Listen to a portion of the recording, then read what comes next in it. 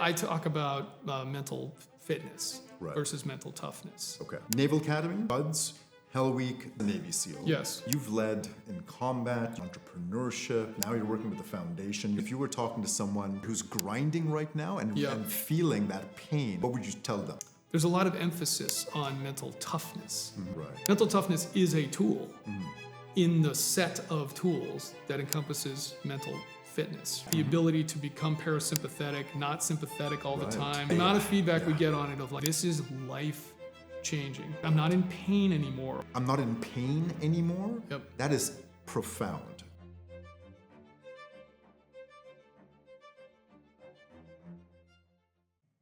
Chris, you're a retired Navy SEAL commander and deployment leader with 6 tours across the Pacific and Middle East. You earned 2 Bronze Stars with Valor for heroic actions in battle. You graduated 6th out of 932 from the United States Naval Academy and earned a master's in international relations at the University of Cambridge. You scaled Killcliff, a performance beverage company, into one of the fastest growing brands in the country. You helped raise nearly $600,000 in support of special operations families. You now serve as communications director for the Navy SEAL Foundation and host on the X, a podcast honoring the stories of sacrifice in naval special warfare. You're also the founder of Rare Sense, advancing how we train for mental fitness, and a singer-songwriter with work once shortlisted for an Academy Award. It's truly an honor and a privilege to have someone whose service and hard-earned wisdom embody what it means to be a strong link. I'd like to start by asking you, how would you describe the person sitting here now? I think that person is uncomfortable with that list, quite frankly. Not because any of it isn't true, Right. but I'm such a believer in the ethos of the quiet professional. And I think a lot of people, most guys from my former profession would say the same thing. Right. And so I'm somebody who has always tried to be very guarded about those accomplishments, certainly from the naval special warfare side of things. But I also realize that I have a job to do as the communications director for the Navy SEAL Foundation. And part of that is talking about this community and the path involved in being a member of that community in order to raise awareness and raise funds to support them and support their families and families of the fallen and veterans. And that's really important to me. So I realize in this role, you got to do some of that. You got to shine a light a little bit on that. The other thing is that I am very, I think it's very important to talk about the veteran struggle when that applies. And I'm somebody who, while it's not always comfortable for me, I think it's really important for me to talk about what I went through as a veteran because I want other people that are in that position to feel comfortable talking about it too. Of course, right. Because, that's the way that you can get help. And if you're not willing to talk about it, like if I can't be willing to talk about that, then how can I expect anybody else to do it? So I want people to be able to do that. And I try to be as forthright and honest and transparent as possible about everything I went through so that if someone's in that same situation, they can feel comfortable reaching out to somebody, whether it's us at the foundation, if it's somebody that we can support, or it's another veteran in a different community, even if it's just talking to a friend of theirs, a former teammate or their spouse or whatever. Right. I just think that's so important. Yeah, absolutely. And it's just like, as you're saying this, the word that sticks in my mind, it's your story is one of the best vehicles to get that message out. And just like I was sharing with you, members that have brought up in that silent professional world, it is a new learned skill to be able to share that story. So I can understand that discomfort.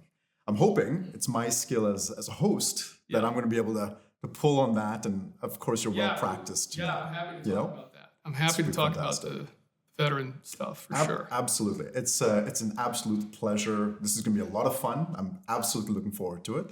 Obviously, we've already had a few chats, enjoyed our run earlier today as well. That was great. It's gonna be good. It's gonna be good. Let's jump right into it. Okay, great. I'd love to start.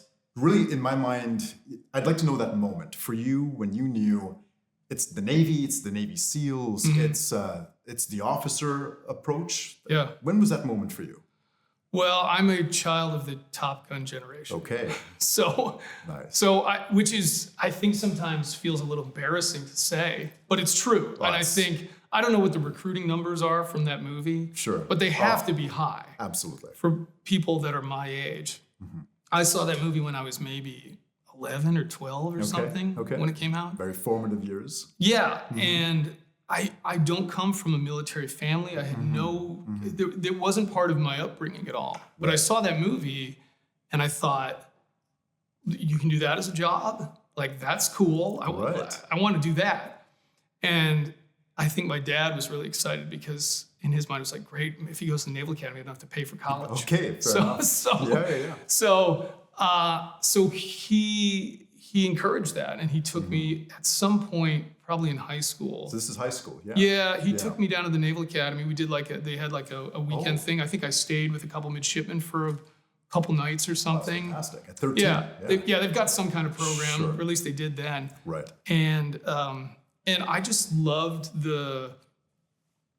I don't know. I like the discipline of it. I like the challenge of it. I like the order of it. Everything was organized. Of course. Which I think appealed to me. And so, but at that point, I think it was still kind of the fighter pilot route.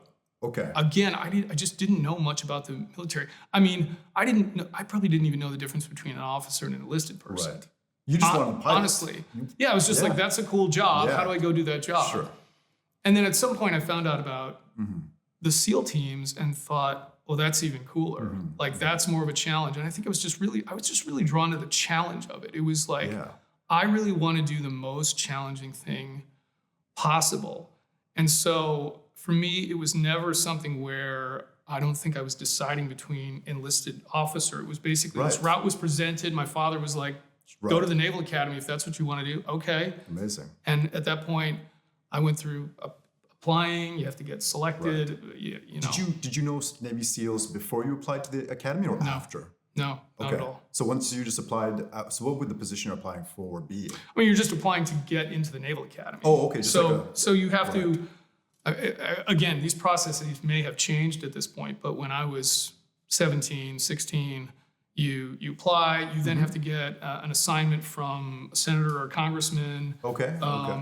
It's a competitive process. Yeah, it sounds like it's a pretty small school. It's about 1,000 midshipmen per class, 4,000 total, give or take. Right. And it's competitive, you know. What were they looking for from the high school transcript, interests, hobbies? Yeah, I mean, I think so. It's a good question. Yeah. There was like a PT test that you had to take too. Okay. I think you basically just had to pass it, essentially. Sure. Okay. But yeah, I think it was just like any other school where they're looking at your grades, they're looking at your SAT scores at the time. You're looking at the other accomplishments you have, whether it's in sports or leadership or anything like that. I don't know, man.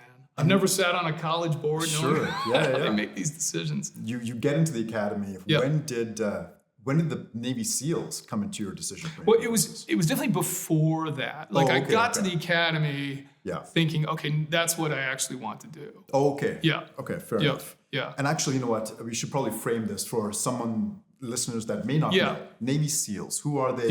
What do they do? What's their responsibility? So they are the special operations, the naval component of special operations for the United States military. And so that's naval special warfare. And that's typically what people think of as like the SEAL community. And there's various ways to get into it. There's the officer route, which can go through the Naval Academy. There's other routes through OCS, that kind of thing. There's the enlisted route too. You can enlist, you can go through basic training, and there's a pipeline that gets you in. And then you end up at what's called BUDS, which is Basic Underwater Demolition SEAL Training. Right. That's the 6-month crucible that there's been countless books and of course Discovery Channel specials about that, right? But that is the basic training that guys go through that has a very high attrition rate. And then once you graduate from that, there's some more advanced training after that. probably a year or so before you eventually are pinned as a SEAL. Right. Of note, too, there's a SWCC pipeline as well. It's the boat guys. That's right. That's right. So there's that pipeline as well, and SWCC and SEALs together make up kind of the operators of naval special warfare. Right. And so if you think of like those guys as it relates to the work we do at the foundation, certainly you think of those guys, those guys in active duty, some of the enablers too, because like under naval special warfare, there's a whole bunch of people in there that are not SEALs or SWCS, right? A lot of people, of course, that we really close rely upon. Absolutely. Yes. The family members, the veterans, and then the families of the fallen. There's kind of the buckets of people that the foundation supports. It's about 25,000 people or so that like would be that our programs would apply to. Right. That would be that would fall under our programs at the foundation. I can just imagine the suite of services that are offered. It's going to be quite diverse because I'm assuming it's support during active duty and of course post when members retire. Yeah. So we have about 38 programs at this point. Wow. Okay. That's significant. Yeah, it is, and and we continue to evolve those, right? Like, I mean, the foundation has grown over time. It's 25 years old. When it started, it was just it wasn't a program. It was like a handful of scholarships, basically. They started with just trying to like do some college scholarship type stuff for kids, families of fallen, that kind of thing. And at this point, there's a whole bunch of active duty programs. We have kind of 5 pillars of support, but basically a whole bunch of stuff to support active duty to try and kind of fill the gaps, the support gaps that that DoD can't do. Okay. Right? Or the VA doesn't provide or something like that, right? Like what are those critical gaps in there? Veteran support, family support, and families of the fallen. Right. And you can kind of break those out in a whole bunch of different ways. And that's everything from like respite childcare to summer camps to transition to support to we have like a whole 4 to 6 week health and wellness program. Amazing. It's very comprehensive. That's a very comprehensive set of support. It's very comprehensive. Yeah, I can imagine. But that's excellent. Especially hearing I've always heard about support post-retirement. The support in the active duty world, I think, must be incredibly valuable, especially to the serving members. Yeah, it is, and I think these are types of things that look. I got off active duty 14 years ago at this point, right? Which is crazy for me to think about. It's a lifetime. It's a long time ago that I did that, and a lot of the stuff we do now wasn't available back then. And I think of how much of an impact it would have made for me transitioning out. I'm even curious now, just looking at it from active members of that transition, has the Navy SEAL Foundation, or perhaps even the X podcast, started to spread awareness even further upstream, members that might be actually interested? It's kind of interesting. Yeah, it's a good question. Yeah. And the podcast is something we started about a year ago. On the X. It's really like a thought leadership podcast. So we do have some former SEALs that come on that may be doing something in the community or have a story to tell that I think is really interesting. But a lot of it is sort of thought leadership in various places, whether that's mental health, physical health, just kind of general information, expertise. I read a lot of books. Of course. In support of that podcast. But it's great. It expands my knowledge. But to your point about like generating the interest upstream, I would hope that's true as well. I think it's a great vehicle, especially if it showcases the support at all stages of a military career. Yeah. That's an excellent approach. Yeah, I mean, it does. I think with that podcast, what we're really trying to do at the foundation is like we want to be the preeminent foundation, nonprofit that is supporting the community. Right? Like whatever we can do to do that, to raise funds, to raise awareness, that's where we want to be. And so my charge, certainly as the communications director, is like, hey, what other ways can we do that? Right. What is out there that we're not doing that's available? And podcasts. I was telling you earlier, like I was half tempted to call it the last podcast on Earth. Of course. But then that should be your podcast, actually. Sure, there we go. And the next person's, right, at this point. Yeah. But the reality is there's always stories to tell out there. Yeah. There's always things that are going to interest people, and they're not always going to want to listen to the same Exactly. things. Even with that approach to the last podcast, which you contemplated for the X, you're still hitting a reach. Like it's still For sure. hitting an audience, which is amazing. Yes. Yeah. And I think the other thing that's really been interesting for me about it is you don't know what subjects will land with people. That's very true. Like Absolutely. I've interviewed people where I thought this episode is going to kill it because everybody knows this person. And some of it is that it's a fledgling enterprise, so it's new and it doesn't necessarily at the, if you judge like the very first episode, it's like, well, you don't have the listener base yet. But still, as we've gone along, the most watched podcast episode we have on YouTube is not the one I would have picked. Okay. But Well, for whatever reason, that's the resonates. subject so far that resonated with the most people. Okay. And I think that that's really interesting. So building on the story side of things as well. Yeah. So like you just shared, so Naval Academy, then you had Buds, Hell Week, then the workup skill course, in essence, to get you qualified in the basic foundational skills. Before you actually get identified as a Navy SEAL. Yes. And then of course you entered the teams at that point. Right. So even though I'd love to jump into that world right now, I want to take it one step before, with your time in the Naval Academy. And we've spoken about this before, and you had a story about the danger of settling for good enough. Yeah. And how do you recognize when the standards you're holding yourself are limiting your potential, and how do you push past them? Yeah. So it's tough to tell this story without it sounding arrogant, and so I'll do my best with it. But it is true. So my first semester at the academy, I was a good student. Right. Like academics were. Look, I was lucky in that academics came fairly easily to me, and again, that can sound arrogant. It's not meant to. It's just that's kind of the reality of it. Right. So my first semester, I think I got like a 3.65 or something like that. I don't know, something like that. And then I can't remember if it was the second semester or it was the first semester of sophomore year at the academy, but I ended up getting a 4.0.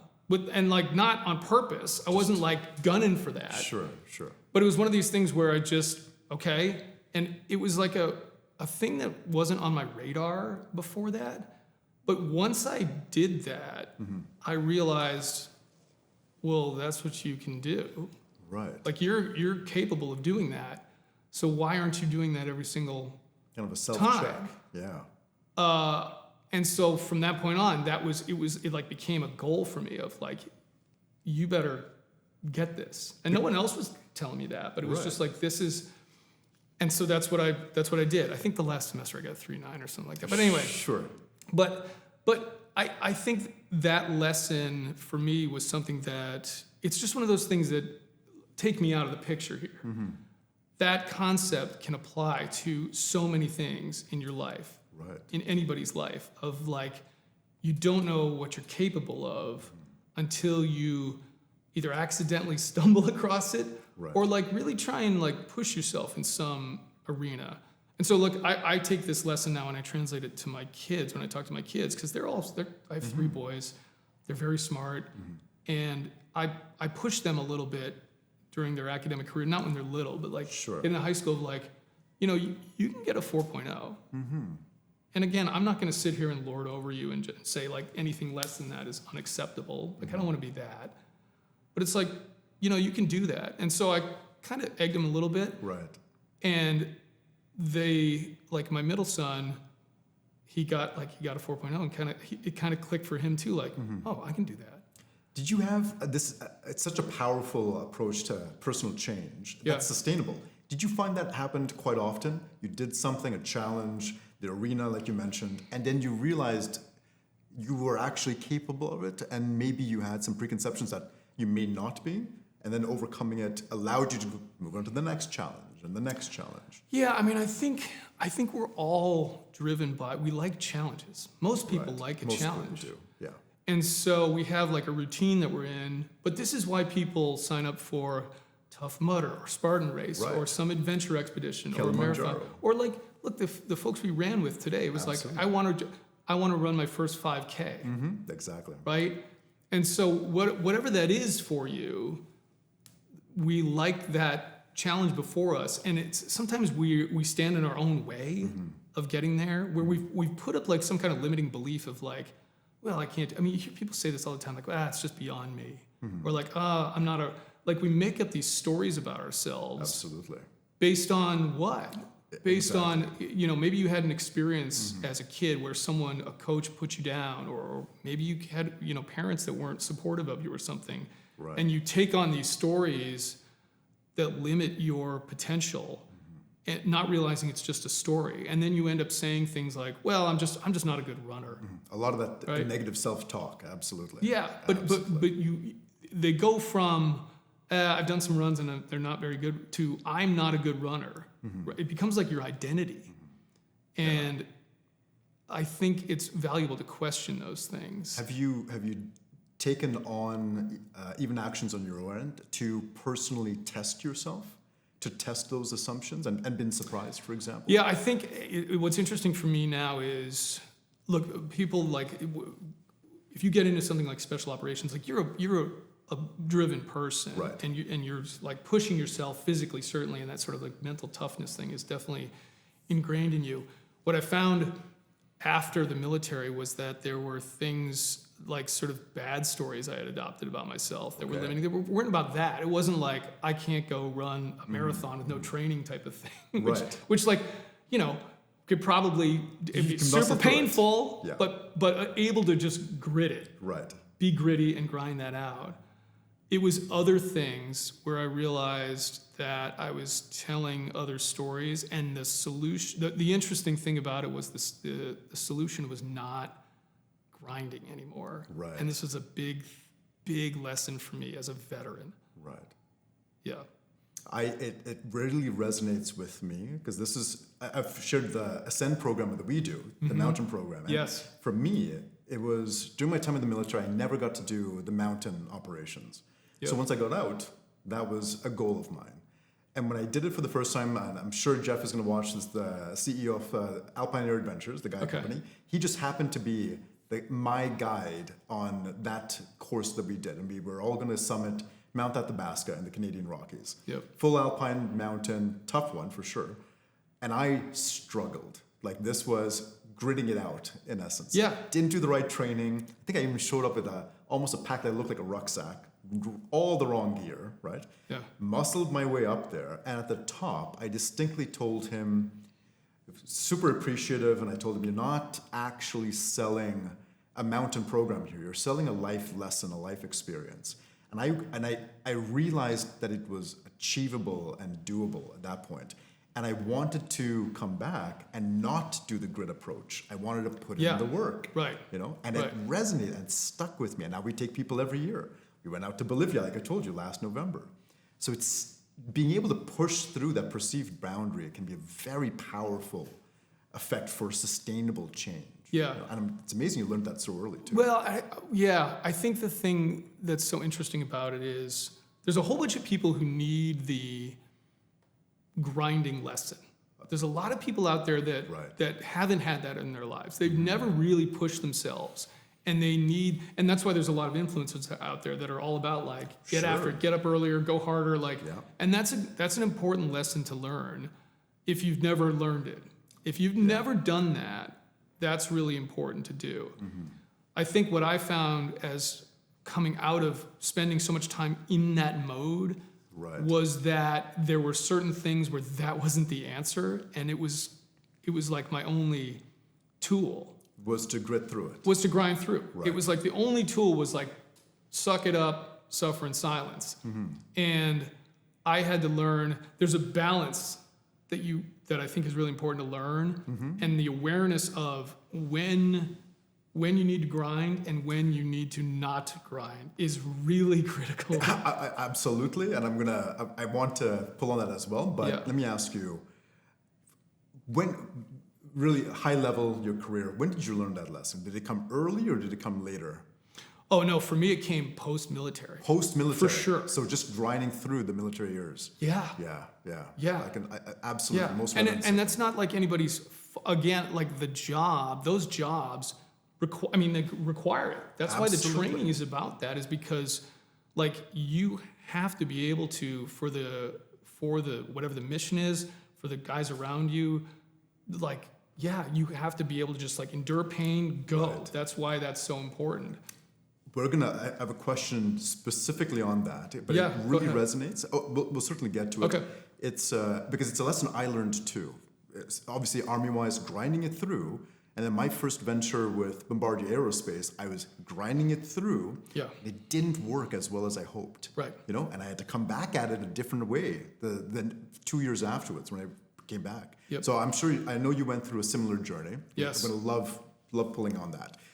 So really amazing to have this insight during your academy years when it comes to Yeah, right. Like that's an interesting one. And But you to held, chuckle a little bit. of course, but you held yourself to the 4.0, maybe 3.9 in the last semester, right? Yeah. That's all good.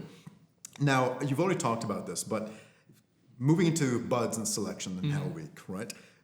When you had to, and completing that first year SEAL qualification course, Yeah. where certainly from members who are familiar with it, but at a very high level as an outsider looking in, there is a certain level of consistent pressure to perform at all that at every stage, and it's a long endurance event. It's not a 1 month event; it's a 1 year or longer. Right. Right. Yeah. So I'd love to know from your journey through that, what were the traits that allowed you to stay focused, stay resilient, stay centered, and be able to perform consistently until your first day in the teams? I think anything that's like that, it is the ability to work at the 5-minute mark or the 1 foot mark. Compartmentalize, would you say? Yeah, I wouldn't even call it compartmentalization, but we talk a lot about goals. Like people in the beginning of the year, write down your goals and everything.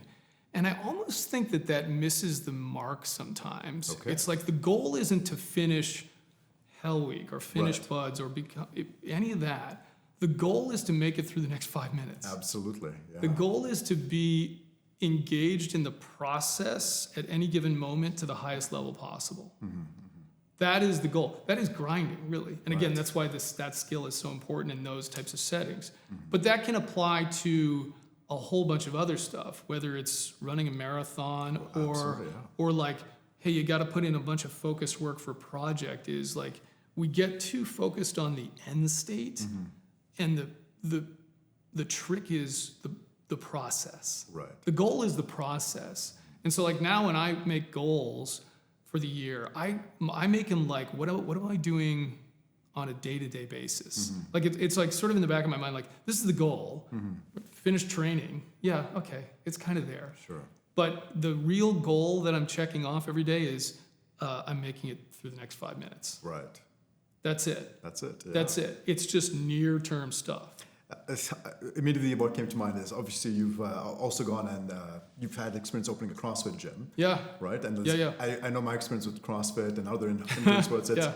5 minutes. Even 5 minutes can seem like an eternity. Sure, in yes, some of those activities. But it certainly rings true with me. One other thing with that too that I think is really important is like knowing what your self-talk Okay. is so critical. Absolutely. And I'll be honest, I don't even know, if I think back to those times, I don't know what I was saying to myself, But I have a friend who another SEAL, who when he was going through training, he had this mantra that he would say to himself, which was, "I'm warm and strong." Okay. And it didn't matter what he was doing in his head, he would just literally say, "I'm warm and strong, I'm warm and strong," like over and over and over again. And this is Bud's Hell Week, which you're not warm and strong, but Right, sense. but that's not the point. The point Yeah. is what are you saying to yourself? It doesn't really matter what you feel for that situation. Again, not always the right idea. Right. But like in that situation, the thing that's going to get you, like your self-talk really matters. And so there's a couple things I want to say with this. I never really paid attention to that, I don't think. Again, until like you mentioned CrossFit. Right. I started, this is like something I probably only learned in like the last couple of years. Where I'd be working out and I was like, what am I thinking? Okay. And a lot of times it was really negative. It was like, oh man, I'm tired. I can't wait till this is over. Blah, blah, blah, blah, blah. Sure. And I was like, well, that's not helping. So there's an awareness piece there. There is. But then I would start, like on the whiteboard, I would start writing some mantra, like the warm and strong thing, and be like, try to think that Oh, okay. the whole That's time. an interesting approach.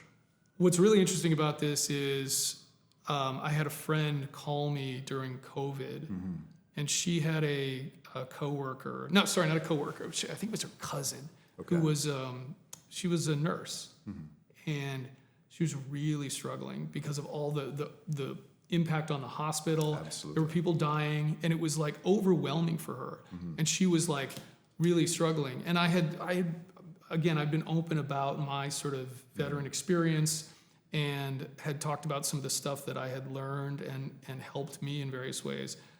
And this friend of mine, she was like, you got to talk to Chris. So she calls me up and she's like, will you talk to my cousin? I think it's her cousin. Sure. Sorry if I'm getting that wrong. No problem.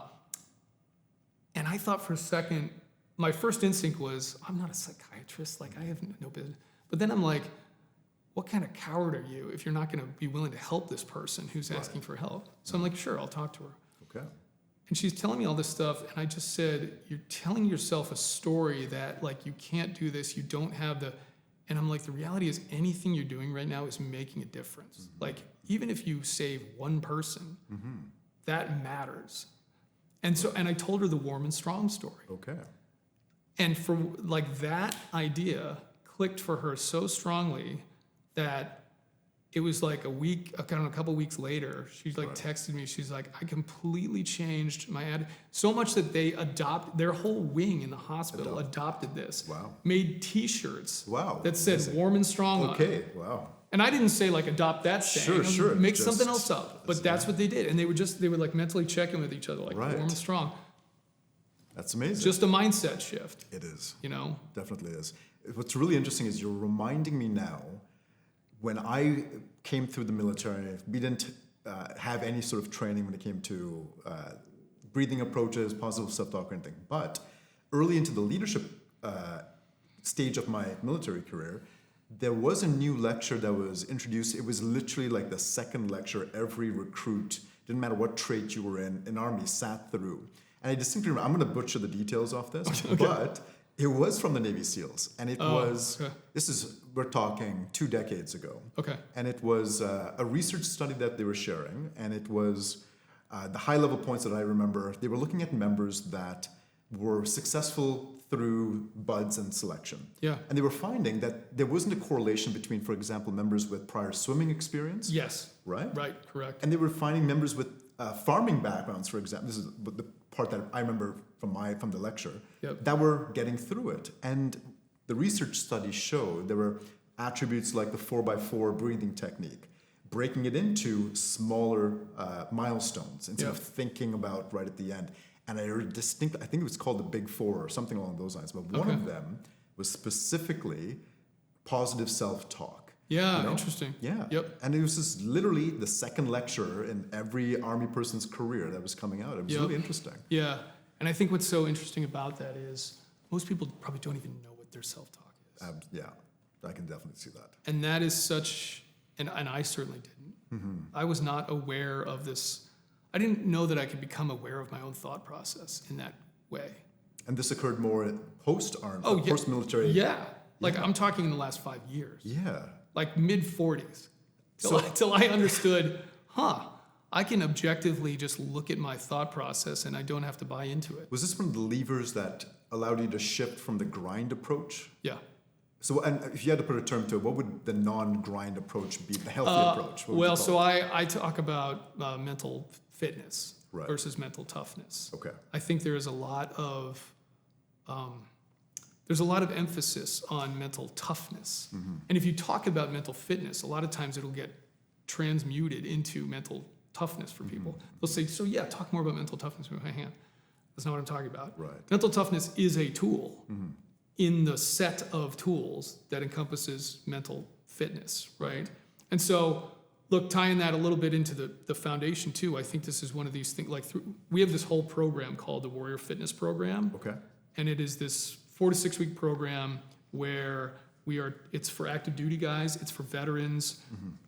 We at this point we're putting over 300 people through this every year. We just stood up a facility on the West Coast, but it was started by it's run by a partner of ours called Virginia High Performance. It's run by a former SEAL, and he kind of developed this thing where it was just a realization of like we know how to push ourselves super hard, but we don't necessarily know how to take care of ourselves as well. I can relate to that. And that encompasses, my point with that is like it encompasses all that, right? Like this sort of like mental wellness, mindfulness, right? Like all of that, the ability to become parasympathetic, not sympathetic all the time. So it kind of took all that. We came in and we sort of added some stuff to it and worked together to develop this program that they run. And then we just built this like multi-million-dollar facility on the West Coast.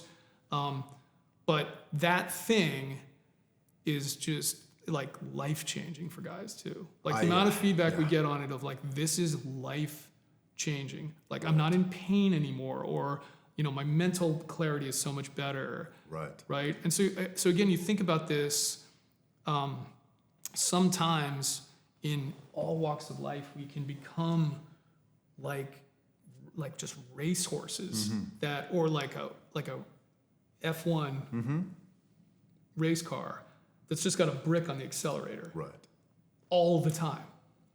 It's like, dude, you would never do that to your car. Absolutely. But we do it to ourselves. That's right. And this brings me to the intent for even this podcast. Yeah. So I've shared this with you. I've mentioned it on previous episodes as well.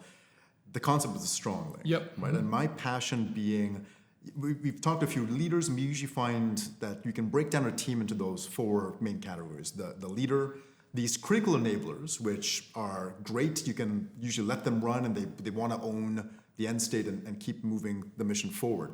Then we have our solid workers, the transactional workers, where you give them the assigned task and they're happy to conduct it really well. And they like to stay within that world. And then we have the at-risk members we have to manage out or manage into one of the other groups, for example. And I always wanted to focus on the strong links, those critical enablers and those leaders. And so often, when I was in the military or in aerospace, so often I found these members trying to take that ownership. And in that, there are unique stressors. They're sticking their neck out more. They're more visible. They may be taken advantage of. They may be inundated with a whole bunch of stressors, but they keep trying to put their best foot forward. And they enter this cycle of sacrifice. Right? Their physical well-being, their mental well-being, their emotional well-being starts to wane. Maybe they're getting more irritable. Maybe their relationships are suffering. And it's detrimental to them. And I find a lot of that is snowballed with self-talk.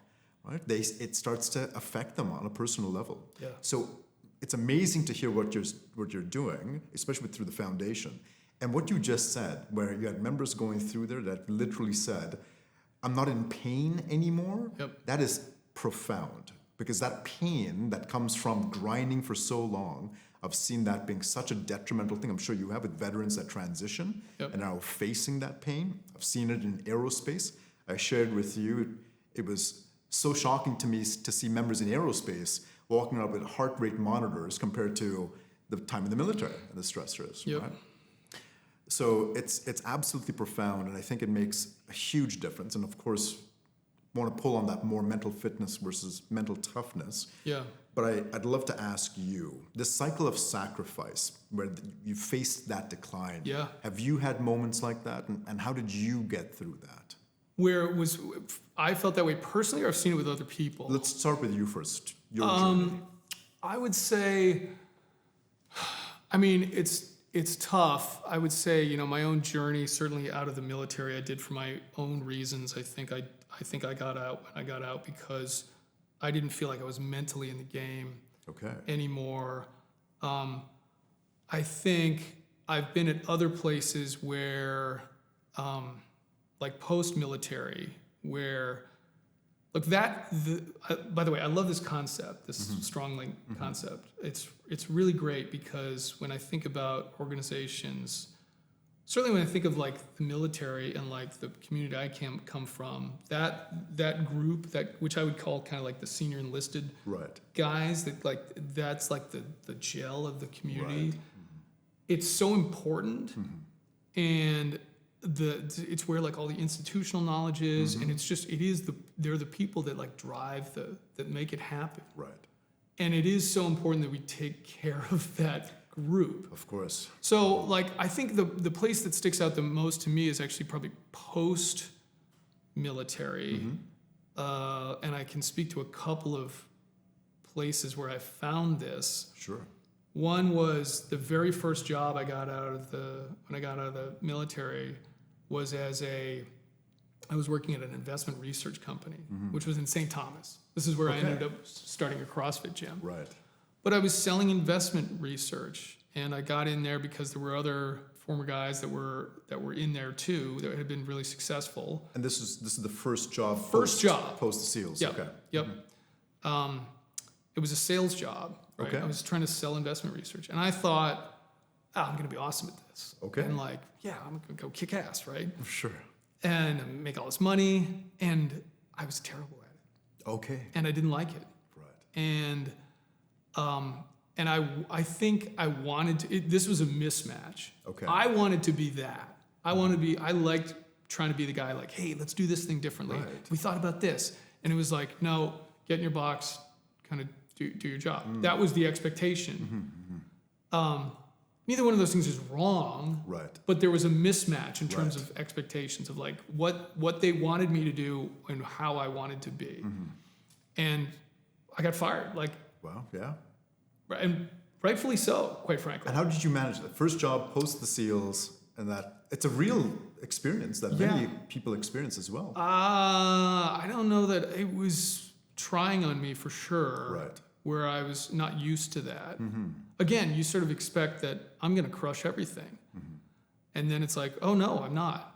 Now, in retrospect, I'm glad it happened. It's a really important lesson for anybody, but I think especially people that have spent a long time in a career, whether that's the military or something else, it's going to take some time. It can take some time. And you can do all the research you want and everything, Talk to all and the you right still people. might get in a job where you go, nope. Not for you. And it's okay. It's totally okay. It is. But anyway, just getting back to the strong link thing, like there wasn't a place for me to be that, in that. Oh, I see. There just wasn't a place for me to be that. And it's funny, I've always thought of myself as somebody, I think a lot of people that come from my line of work were like really good problem solvers, but like I think we like to be in that role. Absolutely. We like to lead for sure, but we like to be in a position where we can make an impact and we're given free reign to like solve problems and stuff like that, right? So anyway, so then the next thing at Killcliff, when I got into that role as the president, I was basically like the second in charge, right? There was a CEO, he was a former SEAL as well, who had hired me. Okay. Who really took a chance on me too, because he hired me, like, he's like, hey, I'm gonna hire you and make you the president of the company. This is after. Okay. Okay. Wow. And this is after you left or got fired. I from was the last job. still, yeah. Right. Okay. Yep. Still in St. Thomas. Okay. And by that point, I was running this CrossFit gym Okay. with my wife, which was a great experience as well. Imagine.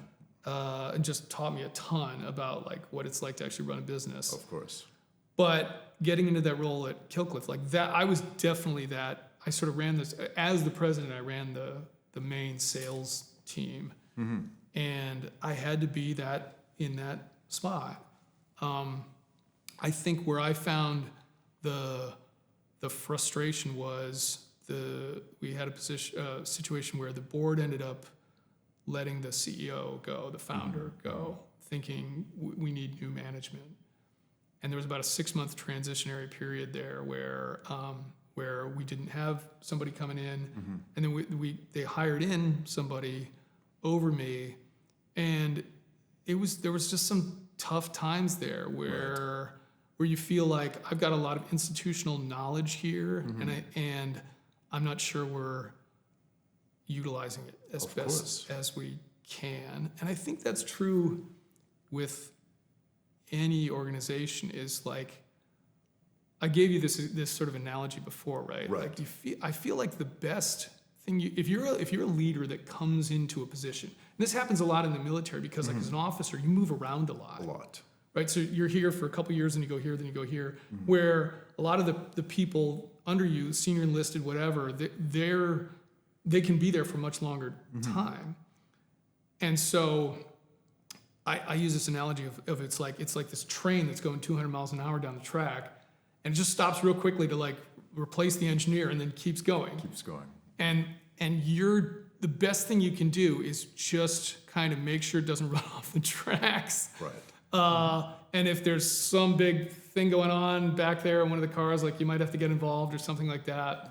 But that's kind of it, you know? It's like you just kind of want to like let the process keep going as much as possible. And I think that strong link position, that's what they want. They want, I know I want it at any role I'm in. It's like basically just, look, people want to be told, tell me what you need done, tell me when you need it done by. I really don't need any other information. Right, you're going to figure out. In fact, I kind of don't want any other information. Right. I just want, I want to figure out how, and I want the ability to find stuff that maybe you're not thinking about and try and solve those problems too. I'm not just going to point out problems. I'm going to give you a solution. You might not like my solution, but I'm at least going to bring it to your attention and offer you a solution. Right. You know, there's two things that you mentioned, and I saw this quite often, more so, actually, you know what, I'll even say in the defense sector, also in the aerospace sector, when you're facing this state of cognitive dissonance where your core values and beliefs are at odds with the culture and the organization you're in. Yep. And also, there's no route for you to add value. You know, you have these members, and I see this. It takes maybe a few times to get to know someone. Sometimes you can tell when you're just walking into a room who those strong links are, because they have that same urge. They want to own the task. They want the intent. They want to know the end state. Let me figure out the how, because I've developed that competency, and I want to be able to own that piece. But they aren't given an avenue to do so. They try to be a transactional worker, like just tell me what to do, I'll get it done. But you can tell they're uneasy with that. Yeah. You were able to, you left the first job, right? And had another opportunity. But I've known members, and I'm sure you have too, who couldn't leave that environment and lived, in that state of cognitive dissonance. And they're trying to be a good worker, trying to keep those values and beliefs in check. But you can tell there's an uneasy tension, and it's affecting other parts. What would you advise members in that position? And they can't. Maybe they have a family to support, and they don't want to leave this particular job. The pay may be really well, but everything else is at odds. And this really resonates with me, because even at my time in aerospace, I remember a moment sitting in the parking lot not wanting to go in. I knew I was going to give it my all, grinding it through, but I could tell this was not what I wanted at that time, right? What would your advice be? Well, I think you can't leave is probably a false assumption. You can leave. You can, and I did. Right? Absolutely. People can vote with their feet, and I think that's really important as a leader to realize too. It's like people can vote with their feet. So you always do have that option. Absolutely. It may not be a great option. It may force you. But look, I was forced into that place with that first job that I had. Right. I got let go. Right. And then I got let go with Killcliff too. I mean, like that was also a situation where it was like, hey, we got to do something different. Of course. Executive restructuring, right? Right. Yeah. Yep. And I was out there too. And honestly, sometimes those things can be great. Absolutely. Because like for me, it got me to, I ended up moving to Montana where I live now, which was a fantastic move for my family. It ended up landing me this role at the foundation. And I've moved around in my roles and responsibilities there too. So look, let's go back to the advice part about like what you do in that scenario. I think one, it's really important that if you need to be able to be vocal with the people above you to say, not to yell and scream and whatnot, but like it's really important to be able to stand up for yourself and say, hey, this is what I'm trying to do here, whatever it may be. Like if you do that in a professional manner, that should be received well. I also think, again, if you can provide a solution to a problem in a company that maybe nobody else is looking at or haven't thought about it in that way, that's really hard to say no to as the boss. Right. So Offering that solution first. yeah, and I told you earlier about this, like when I was at Killcliff, I had a supply chain analyst under me who was like super respectful guy. Like, you know, this is a guy who came in, he interviewed like in a bow tie and everything was yes, sir. And everything was like, you know, and what's funny is now he was like, you were kind of a dick in that, in that interview. Nice. Which I don't remember, but he's probably right. But he came into my office one day and he had come up with some solution. He had come up with an efficiency within the supply chain that would make his job easier. That was better for the company. And he presented it to me very sheepishly in a way that I reflected on, like, wow, I hope I'm not giving the impression that people need to do this, right? But he came in and he was just like, hey, very reticent about it. Hey, what do you think? And I kind of looked at the numbers and I was like, yeah, man, go for it. And I'm like, you don't need to come ask me to do this kind of stuff. Like, if it's within your purview, it's within your job description. Right. It's not like a huge risk. It's not gonna like blow up the system or cost tons of money. Just do it, dude. What was the hesitation? What do you think he was feeling? What? I don't think he'd ever been in a role where, again, where he was empowered. Okay. I think it was very much, we're looking over your shoulder, you're clocking in. You know, we want to know what you're doing every second of the day. Right. And I just don't think he'd ever been empowered like that. So I'm sure there's organizational leaders, much like you were in that situation, where you didn't see or recognize that some of the members in your team may have that assumption. What would you say after that lesson, even organizational leaders listening, what could they do to check that? Maybe see if they can remove that barrier, because how much could you unlock from a productivity state if members just felt comfortable showing up with solutions? I think it's really important. We did this at some point there too, where you bring everybody together for a meeting or an offsite or something like that. Okay. It doesn't have to be that in depth, but something where you sort of allow people to, like, kind of, you know, we have the collar devices in the military. It's like you take the collar devices off, right? And this is important, like, you know, after a mission or something, like, it's really important to have like a very honest conversation about what went well, what went wrong, like really honest, like it's okay. Like, you know, everyone's got thick skin here, because it's really important, right? To like do better the next time and learn from mistakes. So the kind of same thing applies. Not all the time necessarily, but you can have those kind of sessions where it's like, hey, free reign in here. The other thing is, I think just in normal day-to-day activities, it's really important to just solicit input. Like, what do you think?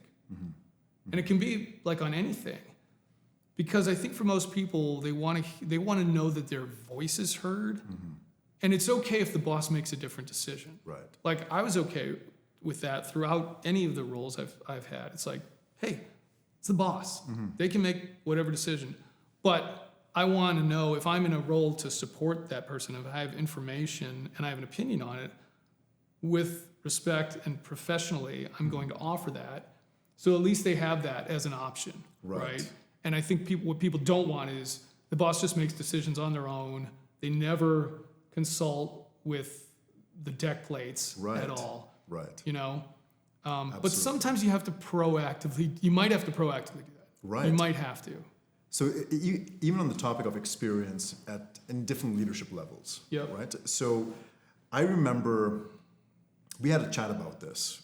What shifted in your approach through the academy years, getting through buds, everyone's at the same experience and training level, and then day one at the teams, where you're an officer leading, and now you're leading members with maybe far more experience than you. And what I'm looking for is, what approach did you use when leading those with more experience, and how did you earn their trust? I think it is a cycle of sort of humility always humility, but it's sort of a cycle of the beginner mindset to expertise, like in anything you do. So yeah, I mean, like, you go through, like, if you're, for me, you know, you can be a captain of a sports team, and then there's leadership roles at the Naval Academy. but you're leading peers, basically. I mean, you think there's more separation than there is at the time. I think, a couple years Of course. in high school and college, it's not that much different, right? Sure. And you're all good. So, once you're in a role where you're really like, there's distinct roles and responsibilities. There's different pipelines that got you there. There's different lived experiences by a lot. And certainly if you're in a situation where it's like you're in a leadership role, but you have less experience, you just have to be humble about it. You have to. It has to be a situation where you have to exude humility, right. I think. And, even my experience as a warrant officer when we had new officers come in as a platoon commander, what I found really interesting from our previous talk as well was you mentioned when you enter into post the training phase, there were different tier levels of officer. Like it was like an assistant and an OIC, right? Yep. Which I think is an amazing approach, right? In my experience, we had brand new officers. This is like frontline Army infantry, right? Yep. But they're jumping into platoon commander roles straight away. Now, sometimes we may have officers taking the signaler role, for example, and shadowing the platoon commander. Yep. But that's a big gap to cover, right? And now now I can remember a few junior platoon commanders sitting across from me, the senior warrant officer, listening to them, and I can just imagine the pressure they're going under to try and mission plan, brief a platoon worth of soldiers, and then be able to execute, right? So when you faced that moment, now you're walking in, and here's a probably over 100 years worth combined experience looking at you. Yeah, at least. Right? Yeah. How was that moment? And even on the self-talk, and the reason, what I'd like to pull from you here is there are a number of members, junior officers, let's say, that are going to go into that position shortly. Yeah. Even in the corporate sector, within aerospace, there's a lot of transition with leaders. And now here's a senior director facing an aviation mechanic with 30 years working on these platforms, right? Yeah. And they still have to lead confidently and build that trust, right? What was your experience like, and how would you advise new leaders in that position? Yeah, I mean, I think in any of those types of roles, it is, again, you have to go in with sort of the beginner mindset. You have to be willing to, you always have to be, I mean, like, look, man, leadership principles, don't change. Right. They don't change. Right. And I've talked to a lot of people hosting the Foundation podcast, from military leaders, 4-star admirals, to Simon Sinek, right? Like people that are really in this, and other and it's always just if you ask them what are the qualities that make a good leader? It's integrity, humility, courage, nobility. I thought was a great one. I got that answer. That's a really good one. But it all comes back to the same thing. Same one. It's it's a character thing. And it's the type of person anybody would want to work with, right? That's a good way of putting it. So it's knowing what you don't know, and so there's expertise that you can lean on there, but then realizing, hey, I don't know that yet, so I'm gonna sit and I'm gonna listen, and that's okay. You can lead not knowing as much as the people you're leading. Right. You can, and you might have to. That's okay. Yeah. Because here's the reality. If you climb the ranks at a company or whatever, whether it's in the military or at a company or anything like that, you constantly are getting to that next level where you don't know what it's like there. You've never been there. Yeah. You're always getting to that next thing where it's I've never been in this position before. Yeah. And so you always have to go back to okay, now what don't I know? Right. Right? It's really I know where I've been, but I don't know. Yeah. Yeah, and what's interesting is you mentioned the story about the member in your team member that came up to you with a solution that was hesitant to ask that question. Right. What's resonating with me is one of the most powerful things those junior officers did with me was to ask me questions on what they didn't know, and that allowed us to share a program. There was mentorship that took place, the chiefs of the senior enlisted members that you probably interacted with earlier in your career. That was one of the biggest enablement points that I remember, to be able to realize what you don't know and just be comfortable asking. Maybe it's behind closed doors, but what a powerful thing to do. And I think back to now in aerospace too, senior directors, not familiar with test flight operations, let's say, and they're going to pull the lead hand and say, I need to achieve this. How can we do that? Like, that's such a powerful thing people can do with those enablers. It is, and I just don't, it's like, these things have been around forever. Right. We're really not, like, those concepts are not breaking new ground. No. They're not. No. They're ubiquitous. But even on that. But it's just like anything. I mean, it's like the mindfulness thing, right? Like that stuff's been around for thousands of years. Like Buddhism's been talking about this for eons. Absolutely. And we still screw it up. Absolutely. Yeah, definitely. Right? Definitely. Yeah. And even on that note, one of the oldest, most said leadership principle is lead by example. We've heard that. Of course. And it stood this test of time. Absolutely. And we often hear it, but like we're talking about, it's easy to misunderstand what that really means. And I'd like to ask you, because you had a moment where it shifted for you, what leading by example meant. And that occurred, I think, pretty early on in your career. Mm-hmm. If you know the moment, I'd love to pull on that and ask you to share what context I think shifted. you're talking about where I was doing some mentorship stuff. Yeah.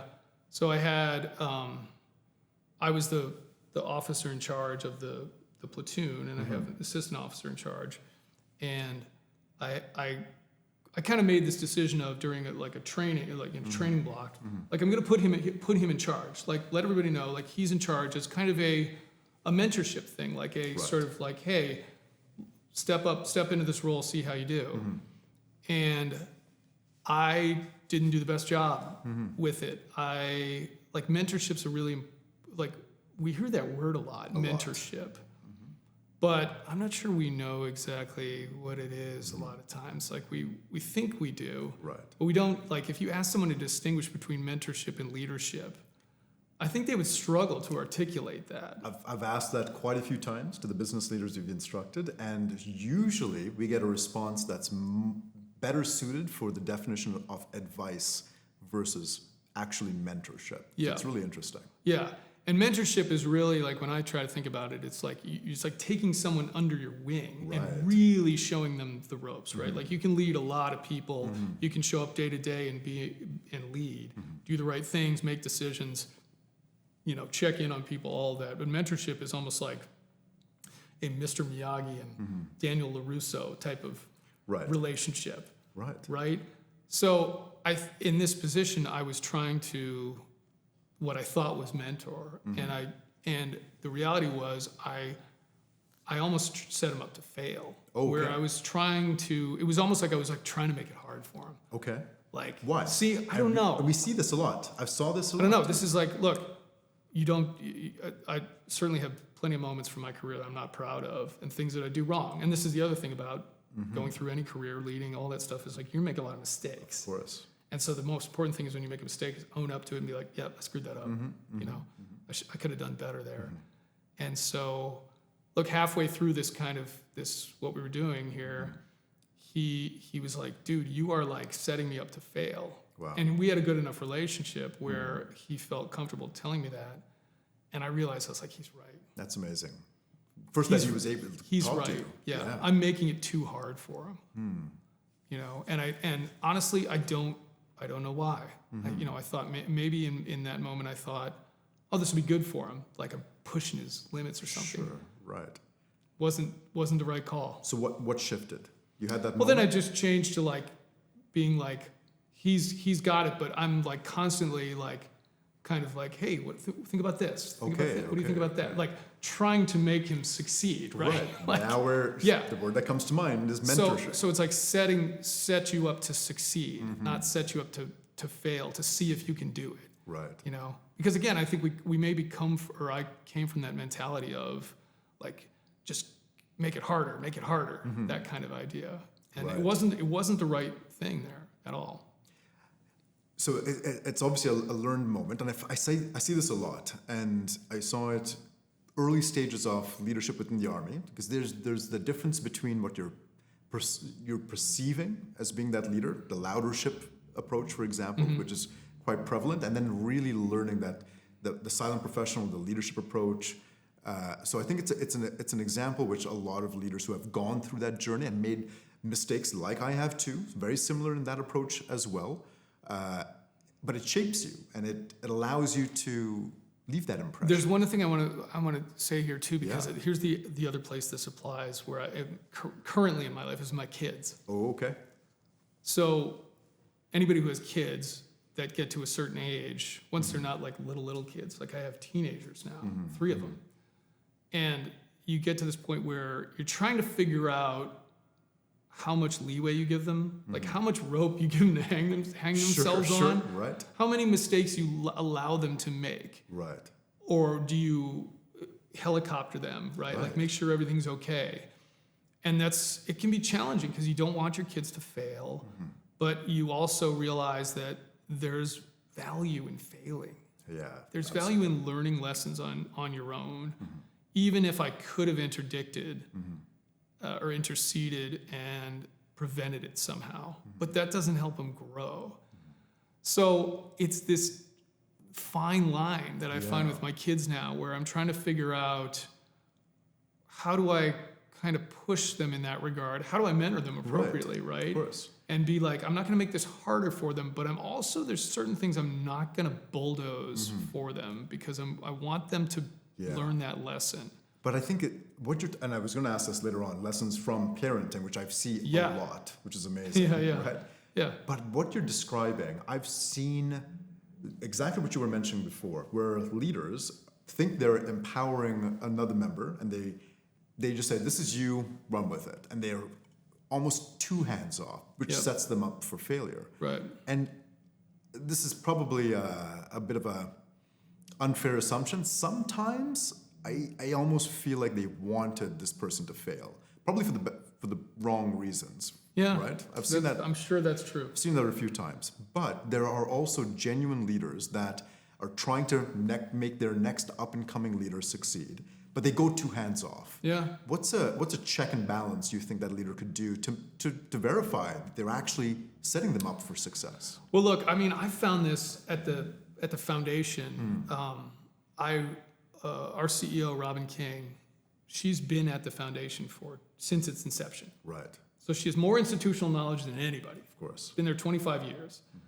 And she's been the CEO for, I don't know, like 10 at least. I don't know, not exactly sure, but as long as I've been there, she's been the CEO. And she is a very good leader in terms of allowing me to do my job. And also, she's been great about finding the right role for me too, which I really appreciate. Like I started as the West Coast Development Director, which is like a sales job. Okay. So development's just sales. It's Sure. raising money. And then I was enjoying creating partnerships more. Right? I came from Killcliff, where we had started this first official partnership with the Navy SEAL Foundation. And I liked that. I liked the idea of like getting in with a company and we can co-brand a product and that's cool and it's fun. And for me, that's much more fun than just calling people up and asking them for money. So I was, again, More it was like creative. Right. And so I was trying to carve that path, and she was like, "Great, do that." Okay. And then eventually it was like, "Hey, I want to give you the basically the head marketing job, the communications director role." And I was like, "Great, yeah, that's where I want to be. That's what I like. I like the creative aspect of these things. I don't like direct sales. I like indirect sales, right? Like marketing." And she saw that. And she saw that. Right. But in that role, and part of what you're talking about too, I think is so important these days because of what COVID did to the workforce. We're living in a world that's way more distributed now in terms of work. And when you're distributed, you can't look over people's shoulder. Right. You can't know exactly what they're doing at all times. And so this notion, I think that some companies still try and hold on to of, well, everyone needs to be in the office 9 to 5 and blah, blah, blah. I'm like, it's a pipe dream. It is. Like, you just can't manage. So you have to, unless you legitimately have a location where everyone had like a factory or something, where yes, absolutely, got it. But if you have people working all over the country or all over the world, again, it's just got to be here's what we need done. Here's when we need it done by. I don't care when you do it. I don't care how you do it. Right. If you're working at 3 a.m. and that works great for you, fine. Absolutely. So be it. Yeah. I think it kind of has to be that mentality. But the question you're asking about, this is the lesson I've kind of learned being in this role, which is this strong link role. Absolutely. Like this role that I have kind of at this level. There have been a couple of times where I kind of screwed, like not bad, but did something where it was like, oh shoot, I screwed that up. And it may just be like a small attention to detail thing where it was like, I didn't proofread that well enough. Right. That didn't sound exactly right. That had the wrong year on it. And so I think as a leader, this place you're talking about where you want to allow that, it's when it's like, it's stuff where it doesn't matter that much. Okay. You know? Because like the reality is when that stuff has happened for me, it's not like making or breaking the company. Sure. It's not like, oh my God, this is terrible. It's like a little bit of an embarrassment Okay. that a lot of people won't even notice. But it's honestly, if I'm a responsible employee that cares about my job, and if you're in that position, you're somebody who does care. Right. Because you're like, if you're in that spot where you're like, hey, just let me do my work. When you then don't measure up, you're like, It gets to you. Absolutely. right? So the reality is,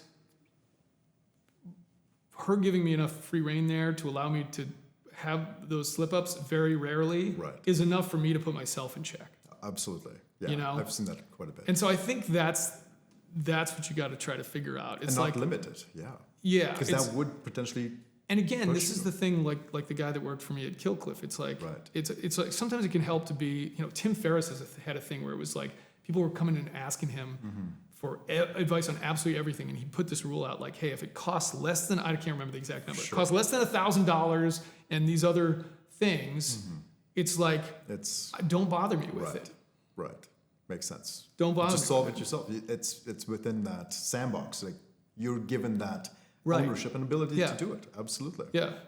So so we talked about that leadership shift, which was interesting. There's another shift that I've found that I'd love to hear your experience on. And specifically, it's more when you transition from training to leading men in combat, what parts of that preparation didn't hold up and what did when you had real world operations teaching you something that training could not? This is tough because like this is where I don't, this is where For the my particulars. heckles go up, right? Like where Right. I'm like, I don't really like to talk about my experience there. Right. Let me say this. I think the hardest thing to do is to make training real. Of course. Any training.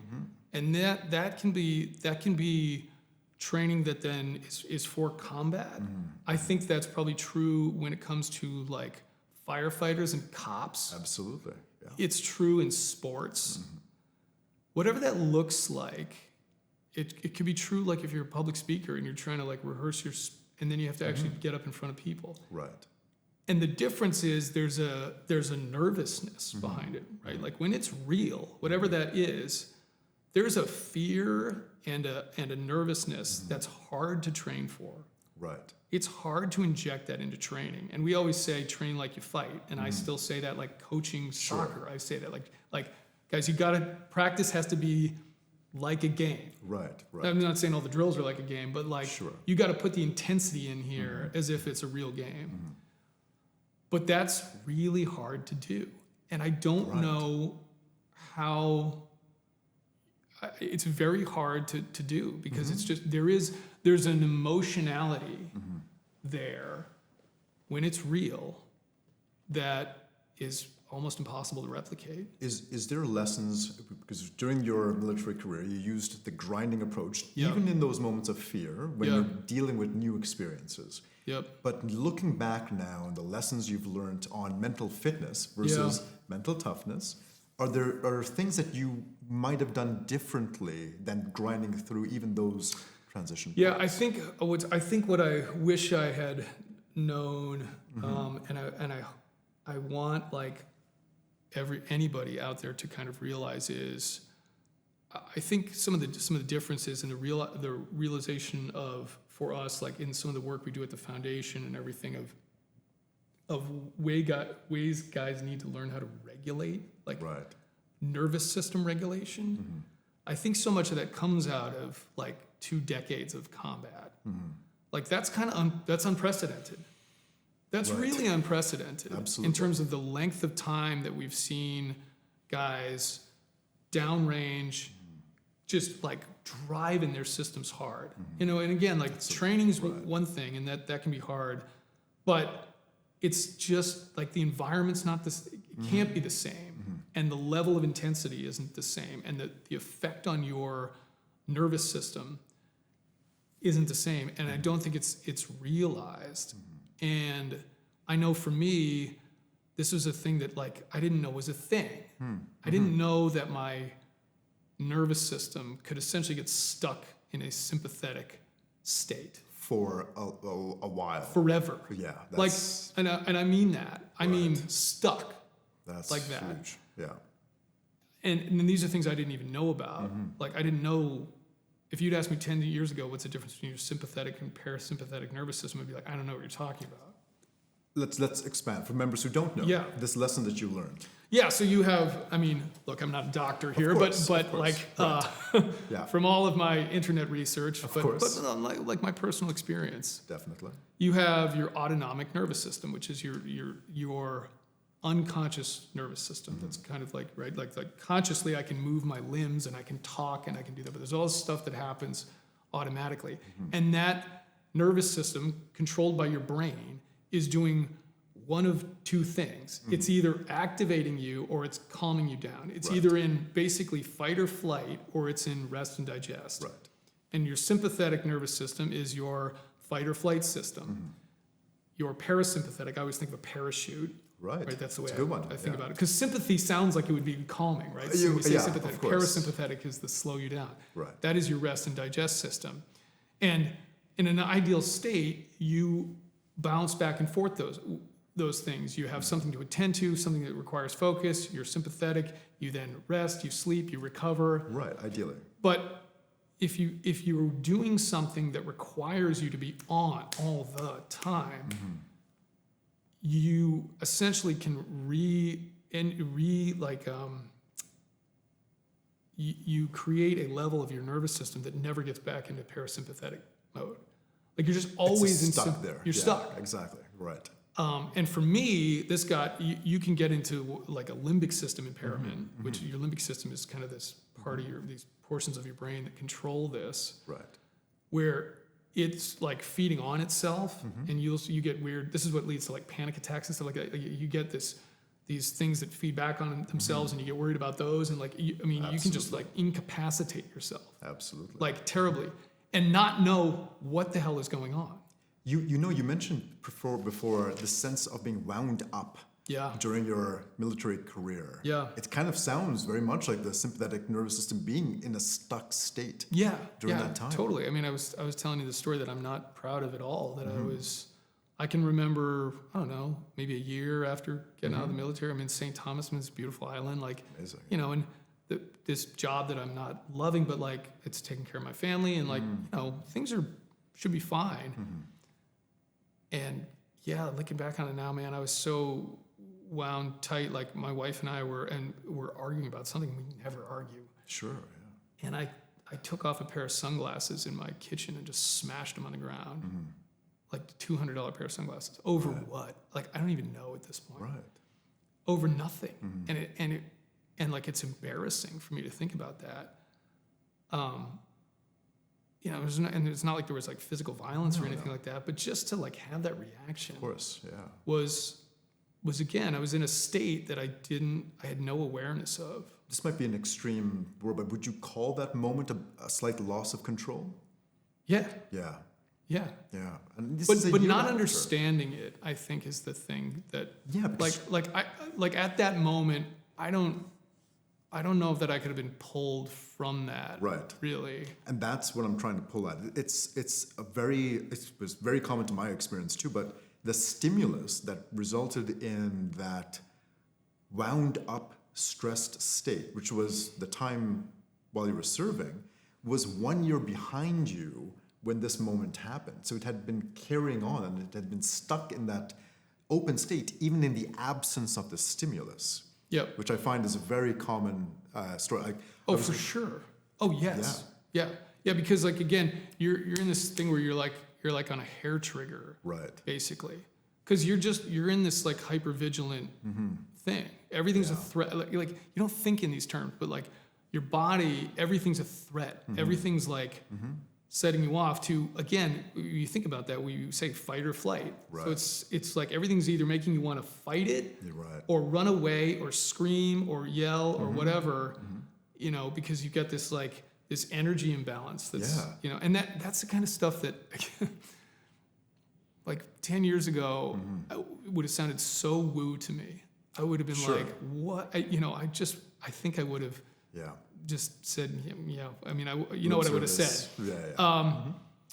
And I just had no appreciation for that, you know. And I just think I just think that that's a really important lesson to learn. And again, I think some of the stuff that, you know, again, me with my own story personally, but then some of the work we do with guys through like the Warrior Fitness program and other things that we send guys to, that helps with some of that stuff, you know. These are things that happen unconsciously too. They do, and it even reminds me. So even here, when the senior NCOs, those senior enlisted members, it's very common. It's a common practice where if you have so we call it regular force or active duty.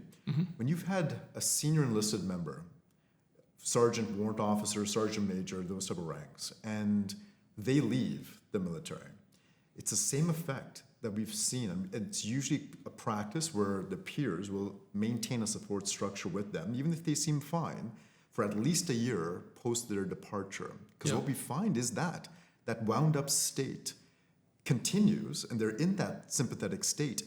And we hope, and we've seen this with the metrics out there, we hope that they're able to get out of that without a loss of control that could be harmful to themselves. And it's that 1 year period that we've seen over and over that happens. So these lessons that you learned after the fact, if you had to go back and talk to that person and maybe show a potential different route, and would that affect your performance as well? Yeah, it would have. I think what's different is when I got out, there's a lot of stuff that is available now that wasn't available then. You know, I mean, like the services that are offered from the foundation have evolved with the needs of the community, as the organization has grown too, and been able to do more, right. So there was like the programs that have developed over time have developed to suit those needs as we've been able to raise more money and expand our programs and everything. So there's things that like that weren't available to me back then, even awareness-wise, and programmatically. That like, I wish. But if you could wind the clock back and offer me that stuff, I think the key is, take it. I would be to myself, right? And it's, you know, the things that guys, you know, it's that piece. It's kind of this like mental, physical kind of reset thing. It's the transition thing too, right? Like we support an organization called the Honor Foundation, which is all about like sort of the business side of transition. Like it's a sort of almost like a mini MBA kind of cohort thing that teaches guys like how to find what they want to do post, like, you know, get back into your values, figure out your why. What kind of industry do you want to do? You want to be an entrepreneur? Do you want to do this? Because that's a huge thing too. Absolutely. That wasn't available to me. It was just like, well, figure it good out. luck. Right, absolutely. You know, so it's those things, and it could be other things too. I mean, you gotta rack and stack your own issues too. Like maybe there can be like substance stuff. There was for avoidance behaviors too. You know, I mean, alcohol was a big crutch as well that like doesn't serve you well. No, does not. You know, that if I'm honest with myself, like probably could have used some help there too. You know, and sometimes it's very much part of the culture as well. So it's an It can be. I honestly think that guys now are a lot smarter. Absolutely. About it, I would even say similar from my experience too. You know. So and that's, and look, to each his own in that kind of thing. But that can be a big piece of it too. If I were to bring it to, so back to the concept of the strong link. Yeah. And those qualities and attributes. And of course, in your leadership journey, who were those strong links that enabled you, and what qualities did they embody? And if there's a moment or person, you mentioned, that, of course, the senior listed members, but I want to know, when you've had those members assist you, what attributes defined the strong link for you? Yeah, I mean, it is those guys. When I think about our community specifically, it's, I mean, I think it has to be that it is institutional knowledge. It's like tactical experience. It's time and grade. I think it's the ability. It's like there's a leadership from, like we often think of leadership down. There's leadership up.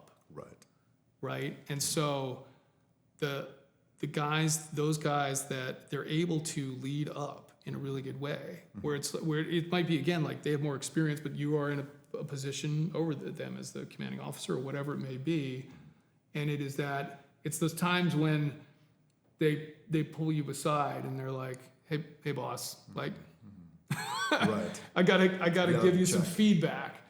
That is so critical, I think. And like there's a number of times that I've had that. I'm trying to think of like a civilian example of that too, where I've come across that. And same thing, like again in business, I've had those kind of failures and challenges and things I have not done well, and I can think of times like my first go round in entrepreneurship of just being like, wow, didn't handle that too well.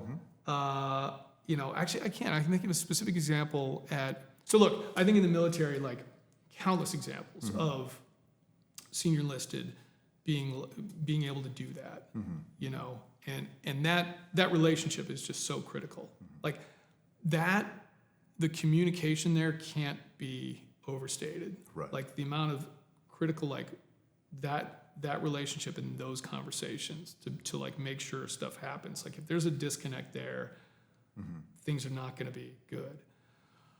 I can think of at my time at Killcliff, one of my best sales guys. So when I ran the sales team, like at some point we got up to like probably 30 or 40 people on this sales team. Some part-time, some full-time. But this one guy, he's at least, he may be 10 years older than me. He's probably close to 10 years older than me. Been in sales a long time. Been in the CrossFit community a long time. Like had done a lot of stuff as a sales guy. And we hired him on, and first of all, he was such a good sales dude. He sold himself on the interview. Like when I interviewed him, he was just, like we're both from Massachusetts, and he was just like, he's like, hey, why haven't we done this yet? Like he was, so he was convincing, selling himself. But he was just always really good at giving me feedback point to point, over the phone, because we were in different parts of the country, about how I could better manage the sales team. And I could have been like, hey man, I'm in charge. But honestly, I even told him sometimes, it's like, it feels weird when you say I'm your boss. And he's like, he was just really cool about it. He was like, everybody has a boss, man. Like everybody has a boss. And it doesn't matter that you're younger than me. Like you're my boss. So, but he would be like, look, guys don't want that. Hey, the guys are saying this. Like he was basically like a senior enlisted leader. Absolutely. Yeah, definitely. And look, I'm still good friends with him to this day, and if I had a sales team, I'd hire him in a minute. Amazing. I'd have him run the sales team. Well, there you go. It's amazing. So it's really that frank communication piece, like just getting it out. It has to be. And I think, like, look, I have a weekly call with my boss. She has weekly calls with other people. I think other people have weekly calls, and like those calls, when it's just the two of you, it has to be that frank and open. Yes, absolutely. I mean, again, professional. Of course. You're not insulting people, but it's got to be like frank feedback. Both ways. Has to be. Yeah, absolutely. And we're saying has to be. I'm agreeing with you. The number of times I've seen that not be enabled, right? In Which is organizations. crazy to me. It is. It is. I can't imagine that I can imagine it publicly. Sure, absolutely. But Yeah, even I privately. get it. Yeah. But privately, Right. that's dysfunctional. It is. Dysfunctional. Yeah. Absolutely. And even if I now were to pivot to organizational leaders, right? So we've talked that strong links often carry that load, right? They push through sacrifice, and they'll still end up walking away. And I'd like to know, from your experience, what are leaders in organizations getting wrong that causes them to lose their strongest people? Yeah, this is a really good question. Right. And I think you have to think about it in the context of yourself. Like, what would cause you to walk away from a job? Well, it's not feeling empowered, for sure. Right? If I'm somebody that I feel like I'm a problem solver, I'm somebody who's going to make this organization better. I'm just going to find things to make better. Right. If I'm not given that leeway, that makes me want to walk away, right? That's what I felt kind of in that first company I was in, where there was a misalignment of expectations on kind of both ends. Right. So that's a big piece of it. I think not just not feeling valued is one. It's like there should be. You have to find ways to recognize people. The military does a really good job of this because we have an awards system. Of course. Right? You get somebody up in front of the command and you give them an award. Right. And sometimes it can be a really simple award. But you need to figure out a way to do something like that. Recognize. And I think a lot of companies don't do that. I mean, and the military is great about that. We've got kind of those. We've got Sailor of the Year and Sailor Quarter and right, all this kind of stuff that's like recognition. I think is really, really important, and making people feel valued in some way, publicly and privately. Obviously, you want to praise them if they're doing well, but some kind of public recognition is really good. I think to the extent that you can make it, there needs to be some kind of ascension in the company too. It's people want to roll when it's there's no upward mobility for me here. Right. Sometimes that's just the reality. It is, right. And that's just the way it is. But they want to be able to progress. Right. And I think they want to be challenged too. The other thing is when people get bored. Right. If every day is the same, or maybe not every day, but every year. Sure. If it's, okay, I see the future and it's literally just the same thing over and over again, that's tough for people that are go-getters. Yeah, and that want to own and make a difference. Yeah. Yeah, absolutely. And so it's trying to figure out, okay, can I give them more responsibility? Is there some interesting thing that they're able to do? Look, me taking on the podcast at the foundation was cool. It's challenging. It's actually a lot of work, more work than I thought it was going to be. Right. But it's cool and it's different and it keeps me engaged and keeps me kind of thinking about things that I wouldn't necessarily think about. And the beauty of that is I'm able to just kind of try to take those back and incorporate them into what we do. Right. Too. So I think it's those types of things. Now the thing is, outside of that, right? There's other people in the organization. They actually just want the same thing over. There's people that like that. Absolutely. Yeah. Yeah. Definitely. Yeah. So I can definitely see aligning that opportunity and allowing them to own that piece. They want to improve the current state and achieve that future state. So it's powerful. We talked a bit about burnout and hitting that point. Yep. And so it's a common thing that I've seen, the cycle of sacrifice. Yeah. Right. And strong links often push the mission forward. They're owning that piece. But they face burnout blame, perhaps, being taken advantage of, taken for granted. When you were in those deep cycles of physical, mental, and emotional sacrifice, we talked about that example with the sunglasses, for example. Yeah. But how did you get through it? How did you recover back into that resonance state? Well, let me talk a little bit about just burnout in the military too, because this can be a thing for sure, right? Through the kind of period I was in, again, you've got guys that are really go-getter, motivated guys, and there's guys that just will volunteer for anything, and that's great. But like the leadership has to be able to recognize when a guy's like pushing himself too hard. Right. It's like we don't need you to grind yourself into the dirt anymore. Right. Right? Like that's not what we're testing. We need resilient people that know when to kind of like but sometimes you need to help people with that. I'd love to shape that for me a bit more. There's grinding into the ground, and then there's resilience, which has a control factor in there. For sure. Differentiate that. Well, again, I think we can honestly come by a mentality of like, the most noble thing I can do is just grind myself into the dirt. Right. And again, that is a skill that you need to have. And that's an important thing to be able to do in bursts, for sure. But it's not an all the time thing. Again, it's not a brick on the accelerator of the Formula One car, 365 days a year, 24 hours a day. Not going to work. So you have to cultivate resilience, and by doing that, you need to be able to like sometimes tell people like you got to take a break. Right. Like,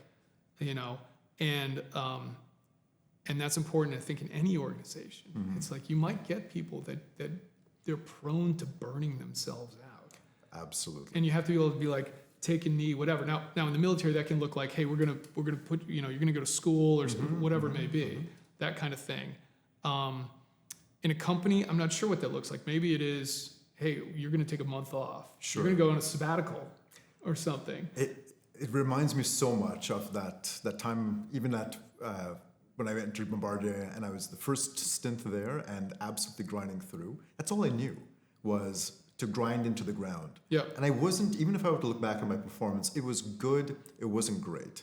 And there was so much I was missing that I was able to develop with the military, I did all the reconnaissance training itself. And that taught me the intent side. Absolutely improved my resilience over 2 years. Yep. But when I went back the next time, it was night and day. But even I couldn't take a month off. But what I found in a team which was full of strong links, they had taken some really amazing people, amazing lead hand mechanics for the new, at the time, the new Global 7500 program. Yep. And what I found that built my resilience was the moments where, certainly on high pressure milestones, we're going and working on it, but other managers or leaders who may be having some downtime would come in and offer to take some of that workload. Yep. And now it was a few of us moving towards that end state. Yep. Or maybe for a week, I'm on another aircraft which is in a lower stage build that allows a little bit more breathing room. But you're going to get back into that high pressure tempo at some point. But night and day, like the first time every shift I went in was just grinding. Yeah. And the other piece of this, so there's the kind of the big chunks like that where it's like, okay, job that's really grindy, like let's try and find a job that's not as stressful. It's a little bit like, a little hands off. a little bit not as intense kind of thing. Right. But the other piece is the kind of the day to day absolutely. back and forth of that, right? And so the other piece of this, I think, for people is to have a social life and a family life that balances absolutely. that out.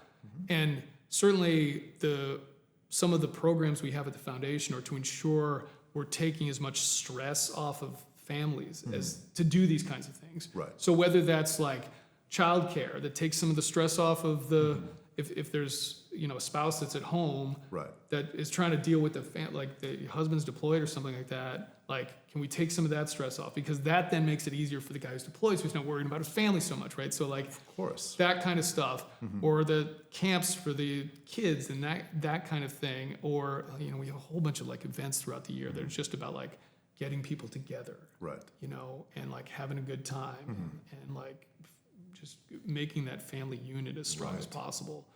So that's kind of the other piece of it, right? Like the thing that gets me through is all of this is my family is so important in terms of absolutely de-stressing me, keeping me grounded, keep giving me purpose in my personal life, and in life in general.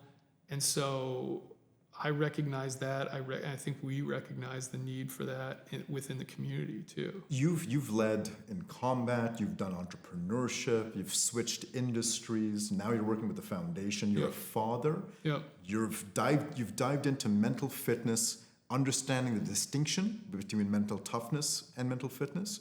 I would want to know from you all the domains: mental, physical, emotional, spiritual, and purpose, right? Yeah. Let's say, what are the 5 pillars? What are the 5 things, if you were talking to someone who wanted to improve their resilience and they needed to start somewhere, what would you tell them? What are the principles? What's the starting point like for them? We're talking just kind of like improve their kind of mental fitness. I'm talking about the senior manager, worker, even in the military, who's grinding right now and feeling that pain and realizing the grinding efforts, like I was experiencing, isn't equating to the output I'd like. Yep. And they are in a state of decline and they're getting to that sacrifice cycle. What can they do? Is it like physical? Is it fitness, family? So I think you have to take care of yourself. Right. Physically and mentally. The physical side, I think, is sometimes more obvious. We sometimes don't do it. Of course. But it is exercising regularly. Like this is stuff that's been around forever. It's eating properly and it's getting enough sleep. Like, and you gotta do those things. Like this notion of like, I'll sleep when I'm dead. Like I think we've come to realize finally, like sleep is really important. Absolutely. Like you need to sleep. And that means like not staying up watching television till midnight, not drinking before you go to bed at night for the most part. Even phones, all of that screens, stuff. Absolutely. Right. And I know a lot of people that have like done a lot more work in dialing in their sleep in various ways. So that's really important. And then diet and exercise too, right? Like you put junk in, garbage out, exercise, whatever that looks like for you. On the mental side of things, like there's I could go down an enormous rabbit hole there, but I would say just on like broad brush, you need to spend time becoming more aware of your thought process. Like just being able to disidentify with thoughts, not become wrapped up in them, the stories you tell yourself.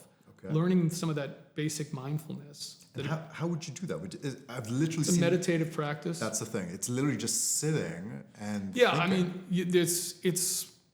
it's simple. It's not easy. It's not easy. Absolutely. Right. It's simple, but it's not easy. Right. But it is basically cultivating the awareness of your thoughts and being able to disidentify with them. And it's essentially a meditative practice, and it's not rocket science. Sure. But you have to spend some time objectively, internally looking at yourself in a non-judgmental way.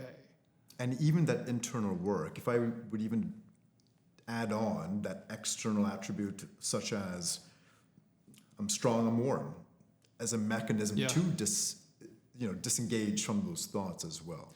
Yeah, you can do that. I think before you even get there, though, the best thing you could do is become aware of what you're saying in the first place. Right. Before you try to overwrite it, figure out what the chat. I call it the chatter. Yeah, it's a good term. It's the chatter. It's just it's the it's the bullshit in your that just runs through your head that you think is thinking that is not.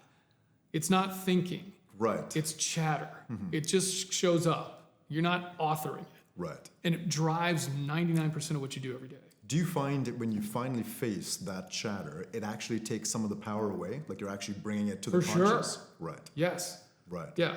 And so, through meditation and journaling in various ways, and there's a whole bunch of stuff I could get into on that, you can sort of reify that stuff and make it tangible in a way that you can look at it objectively and go, that's not worth me spending any time on. Sure. And I don't feel responsible for it either. So it's kind of that piece to it, which is kind of like the, I guess, kind of intellectual side of it. Then there's the emotional side of it too. Right. And a lot of people operate from a very intellectual place, a very prefrontal cortex. I'm going to think my way through this problem. Guilty. Absolutely. Same here. Totally. Definitely. Very empirical. Show me the data. Let me think my way through this problem. Solve it.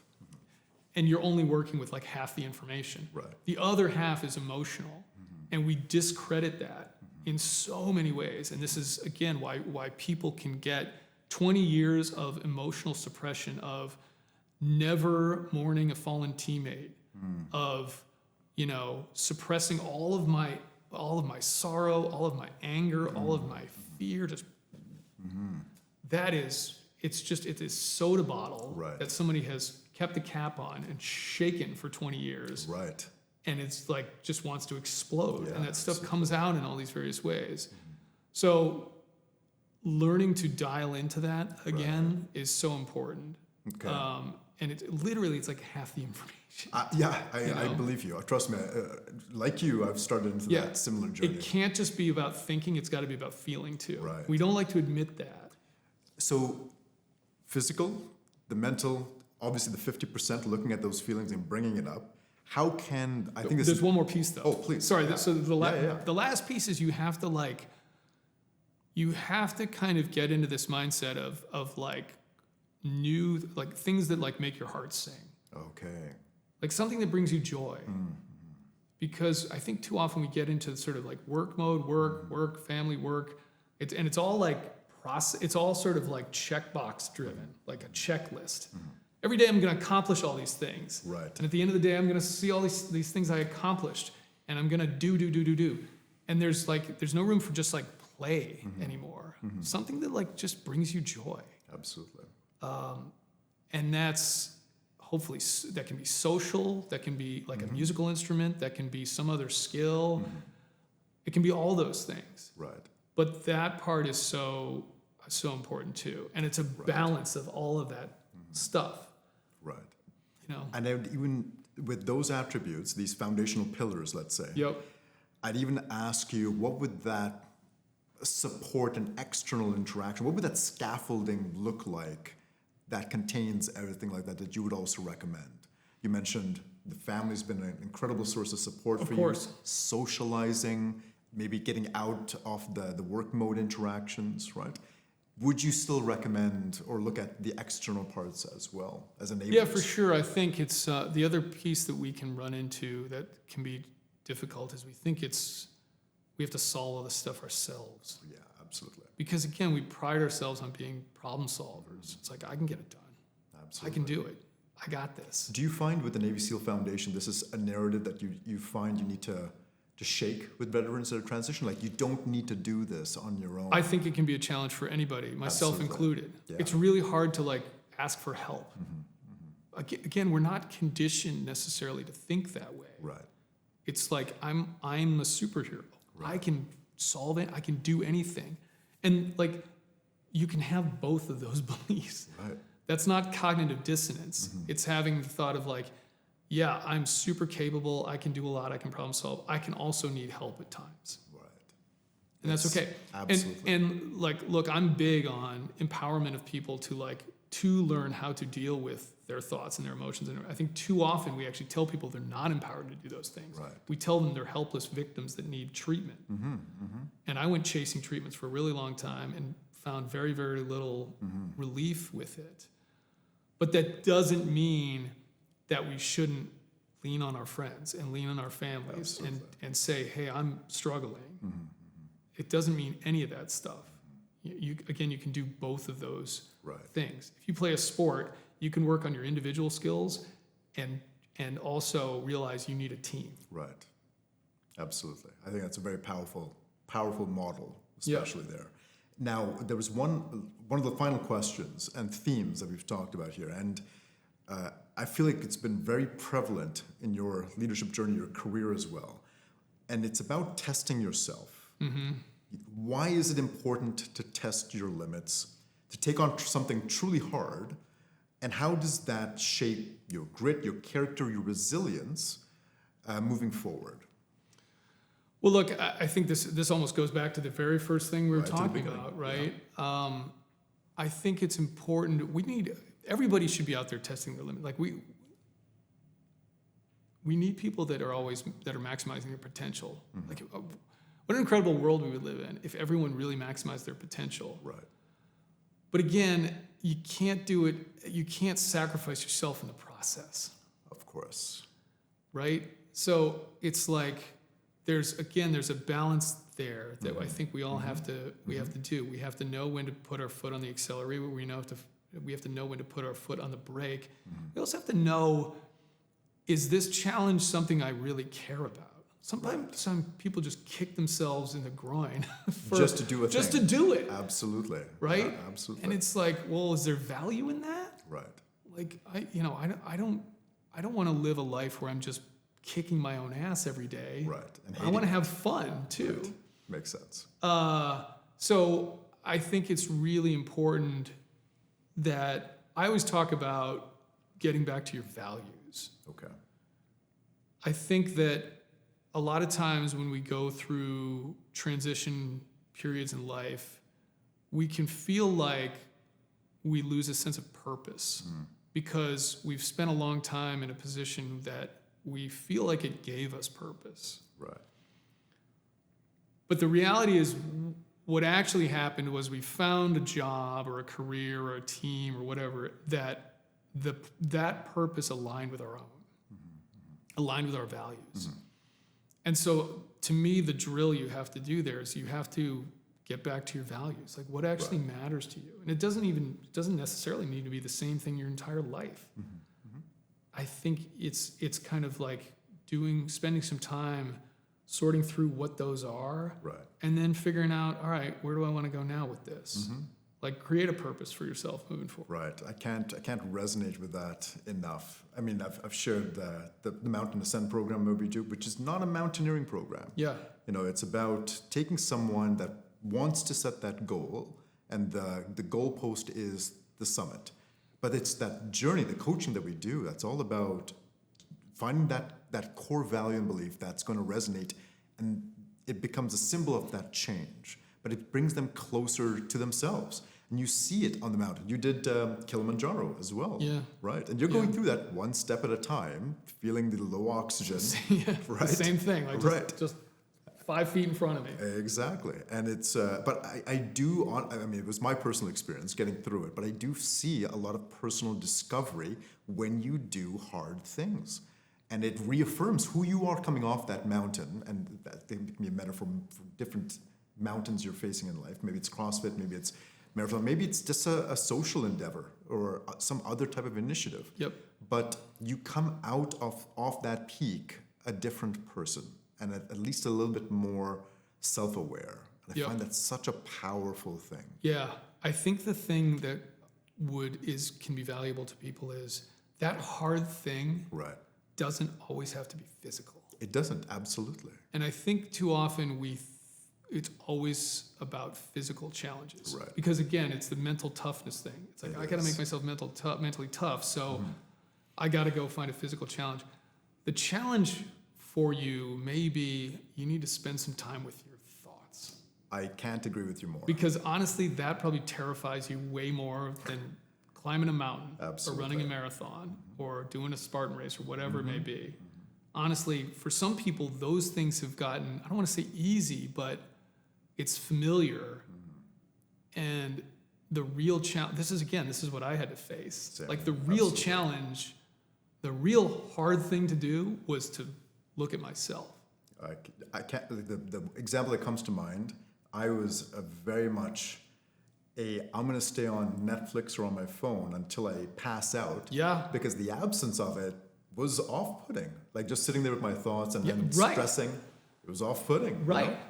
Totally makes sense. And like building in that time, I'm going to just sit and meditate, maybe it's even through yoga or something, and you are shocked just seeing the thoughts. But you're right, the more you do it, the more distance you have over those consuming thoughts, and you're able to manage through it now. Yeah. And that's a tough thing. Dude, one of the first things I've done with people is, okay, like people that have never meditated or done any of this kind of internal work, I'm not even going to have you meditate. For 5 minutes, you're going to close your eyes and we're just going to do nothing. And just sit. Just sit for 5 minutes. And people are squirming. I agree. And it probably feels like 30 minutes to them. Right. It's like you just sat there for 5 minutes. Absolutely. With nothing. And like, think about how uncomfortable that made you. Yeah, absolutely. So tell me what the hard thing is. Yeah, exactly. But let me ask you this. It was very similar to my experience in the beginning too. But now, after doing it a few times, especially if I'm working throughout the day, if I can take 5 minutes and just sit, and just maybe I'll sip a tea or a coffee or something too, but just sit, no stimulus, it is a form of recovery. And then 100%. You can get back at it right after that. Yep. It's really interesting. 100%. Amazing.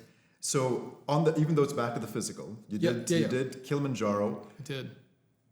Could I ever bend your arm to get you up a mountain on our program? Yeah, maybe. I'd love to. Yeah. I'd love to get you up there. That was I will say, we had a specific purpose with that. I did it with a bunch of teammates. Oh, okay.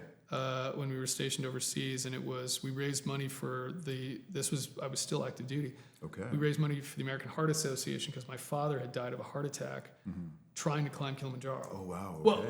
Well, he didn't die on Kilimanjaro, but he had tried to climb Kilimanjaro. I think he essentially had a heart attack when he did not summit. Okay. And then, I don't know if it was a year or two later, I can't remember the exact year he did that. He was back in Africa doing a walking safari in Tanzania and had a fatal heart attack. Oh, okay. So we did that as a fundraiser, and then I brought his ashes to the top of the mountain. And so for me, it was a very emotional thing too. It was very purpose driven. That's a profound story, and actually, it reminds me even I shared with you. We're doing our next trip toward the Canadian Rockies next week. We actually have a colleague who is coming back and from the SOF community, who had a member in that community pass away, and we're going to the same peak where his ashes were left. He loved this mountain. Yeah, cool. So it's really cool to have this colleague go up to that same mountain, so I can have that meaning is profound. Yeah, it's amazing. Yeah, but yeah, I'll go climb a mountain. Amazing. Well, have you been to the Canadian Rockies yet? I have not. No. Astounding. I would love to get you out there. Okay, good. It's in the books. The last thing I would love for you to pass on to anyone watching, anyone that resonates with this concept of the strong link, that wants to take that ownership, wants to be resilient through these times of sacrifice. What's your biggest piece of advice to them? I think it would be to continue to be proactive in whatever position you're in. I think it is leading up the chain of command, whatever that looks like for you. Right. I also think, quite frankly, it's don't settle. You might not be in the position you want to be in, and that's okay. And you might think, I have to stay here. Maybe you don't. Right. And that can be a tough thing to figure out. But if you feel that strongly about the value you can provide, there's somebody out there that wants you in that role. And you may just have to go look for it. Right. And I've been forced into this a couple times in my life. It's what forced, but right. I unwillingly was let go, and Killcliff, the 5 years I had there, which wasn't without its flaws, but I value hugely the experience that I got there, was a result of that. Me being let go from Killcliff is what landed me at the foundation and where I live now. So I wouldn't trade either of those. Right. And they were changes that were difficult. Right. Of course. Flip it around. Organizational leaders that want to unlock the potential, sustain, and maybe even scale the strong links in their teams. What's your advice to them? I think it is empowerment of people. It's what we talked about. It is making people feel empowered and telling them, straight up, I think this is in no uncertain terms, I don't care when you do these things. I don't care how you do these things. I literally here's the what. The why is important too. Here's why we do this. That's important. People care about that. Here's what we need. Here's when we need it. The how and the where and the I don't care. Right. I don't care. And when too. Right. Again, it's due this date. Do what you do best. Do what you do. Right. I think is really important. And the other piece again, I think is recognition. I think we underestimate how much people appreciate being recognized. Of course. In the simplest ways. In the simplest ways. Even an email to the whole company that says, I try to go out of my way, and I know I'm not the best at it all the time, but I know I've done it a few times where I've just given somebody a shout out on something. Sure. It's like, hey, this event, I was at this event like I've done it with foundation events, where it's like at this event, and the events coordinator on our team killed it. Right. Crushed it. Like, all the credit to her. Or I've had things too where we've done something in marketing where the idea came from somebody else in the company. And I try to go out of my way to say, this was not my idea. This was her idea. Right. So credit to her. Like, even those Small things make people feel like someone's paying attention. Right. You know, and you're getting the recognition you deserve. Of their value. That's a very powerful point. Yep. You're an avid reader, so we'll end it on this. Oh yeah, right. Okay? The books. Of Yes. course. Top Yep. 2 books. What would you Oh say? boy, if I have to Well, you can just give us two. a few. You can give us a few if you'd like. Would love to hear those. I would say The War of Art, Okay. Stephen Pressfield. Do you know this book? I don't. Okay. The War of Art is about resistance in your day. And it is about, so Stephen Pressfield, who wrote Gates of Fire, which Okay, is the basis okay. for the movie 300. Okay. It's a great bathroom reader. Because Sure. each chapter's can be like half a page. Okay. Impressive. Okay. Interesting. But it is all about this idea of you have some kind of thing, getting back to the joy in your life. There's something that you're capable of bringing into this world that you every day resist doing for some reason. And you have to fight that resistance. And he talks about it as like a real, almost like supernatural force. Right. But you will never achieve what you are truly meant to achieve if you give into that resistance every day. It's such a great book. It's such a great Amazing. book. And it's obviously a play on the Right. art of war. Of course. Sun Tzu, right? Of course. Obviously play on that. But it's great. And honestly, if you wanted to read it cover to cover, you could read it in like an hour. Okay. Fantastic. The other one, and again, a super short book, is the Four Agreements by Don Miguel Ruiz. Okay. And that's like 4 life lessons. It's written almost like it's for a child. Okay. Like it's, okay. I think it was written in Spanish originally. Sure. Don't quote me Yeah, on that, but it translated, feels like that might be the case. Right. But still, it's written in almost super rudimentary language. And it's kind of based on this culture, and I can't remember what they're called. But it's just these like 4 simple life lessons, and they are the best lessons, and they're so simple. Right. But it is a case where it's like if you can live by those rules, you're doing pretty well. Pretty Amazing. well. Like it's so good. And Exciting. again, super short. Let me give an honorable mention. Please. This one is one I only read recently because I interviewed him on the X podcast for the foundation. James Kerr wrote a book called Legacy, and it's about the New Zealand All Blacks. Oh, of course. Do you know this book? I've the heard team. the story, and I think I've know the story, but yeah.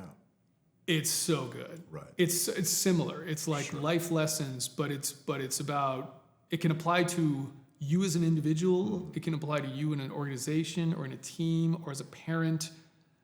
It's fantastic. It's so good. And it's the principles that team lives by, and they're the most winning team by like leaps and bounds of any professional sports team ever in the history of the world. Right. Amazing. So yeah, those 3. Okay. Fantastic picks. It's amazing. Chris, it's been an absolute man. pleasure. Yeah. This is amazing. I'm excited to see what you're going to do with the Navy SEAL Foundation. Yeah. I think you're in the right role. I can feel the energy, right? You got the X podcast. This is fantastic. Yeah, great. And if people want to know more about us, Please. NavySealFoundation.org, check us out. A lot of information there on how to support events you can get involved with, whatever. X podcast. On the X, yep, there's a link there. You can find us on Spotify. Spotify. Fantastic. Yep, all those. Fantastic. Again, thank you so Thanks, much, Chris. Ocean. Absolute pleasure. Thank It's you. amazing. Appreciate it. Thanks for having me. Fantastic.